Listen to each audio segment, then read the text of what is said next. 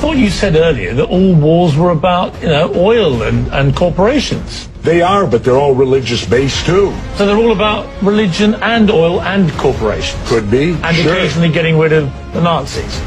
Yeah. So my point is, well, the Nazis can be over many things. The Nazis was religious, too. Look what they did to the Jews. So that brought religion in.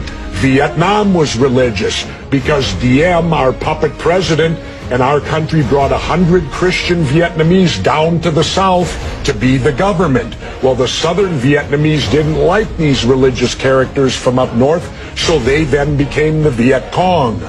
So all wars, pretty much in my lifetime, have had some religious basis, but certainly big business gets in there because wars are very profitable to certain big businesses. And of course, big business needs to be in the Middle East so that we can get the oil out of the Middle East, so we can get the lithium out of Afghanistan. You know, they discovered a vein of lithium there they say is worth $1 trillion. Well, what is lithium used for? Every cell phone, computer, and soon to be electric cars. Let's talk about why we're really there. We're not there. How does any of these wars affect our freedom in any way? The United States is not in any threat. They're not going to do a Normandy invasion on us, Al-Qaeda in Virginia. No, but hang on, you're being slightly naive, aren't you? Because I'm not being naive, sir. I think you are being naive. No. Because I think that it's clear one of the main reasons that America went into Afghanistan was to try and get Al-Qaeda dismantled, the organization which committed the 9/11 atrocity. Really? Well, you don't think so? Well, how come Al-Qaeda put the heroin business out? They took all the poppy growers and stopped the production of heroin. What would you have done? Wait, now how much of that illegal heroin was propping up the international banks with laundered money, and when it dried up, the first recession happened? Well, now that we're back in there, we aligned with the poppy growers, and the heroin business is back up full swing again. Okay, I thought we fight a war on drugs here. All right, Jesse, we're not. What would you have done on September the 12th, 2001? What would you have done if you'd been president? What would I have done? Yeah. I would have done a legitimate investigation to find out what exactly happened on 9/11. How did they know who did this so quickly like they did Lee Harvey Oswald?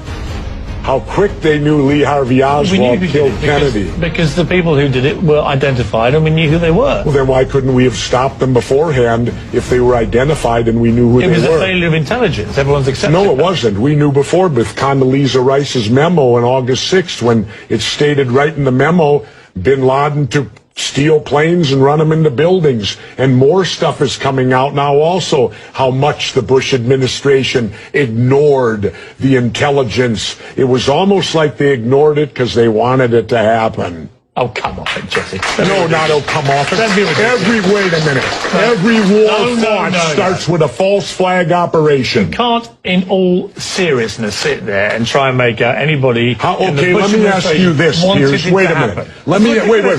Let me ask you something. How much studying have you actually done of 9/11 other than what the government's told you and what mainstream media has told you? I've been studying it 4 years. I was editor of a national newspaper. I've talked to people. Wait a minute. In depth every day for 5-6 months. Really? So I know a lot about it. Well, then how come? Let me ask you this then. You cannot say that any member of the Bush administration knew it was going to happen or wanted it to happen. It's a ridiculous thing to say. Ridiculous. Okay, let's talk about your BBC.